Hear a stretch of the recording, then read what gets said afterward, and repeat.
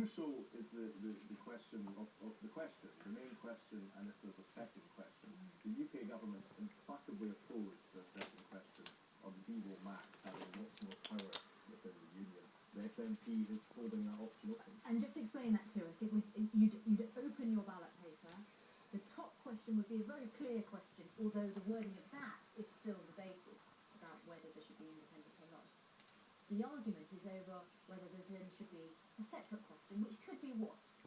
It could say, do you want significantly more autonomy within the United Kingdom? Do you want devo max, i.e. full control over taxation, but still remaining part of the United Kingdom? Now, obviously, the SNP are hedging their bets on that point. They suspect that full independence, might not get majority support, and they want a fallback option.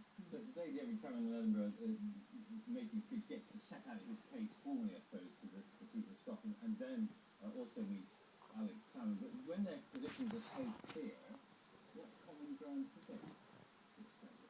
Well, they're sort of edging towards a consensus on when it's held and the questions and so on. And both sides have actually ceded some ground. So these discussions do have a point. But the interesting thing about the Prime Minister's speech today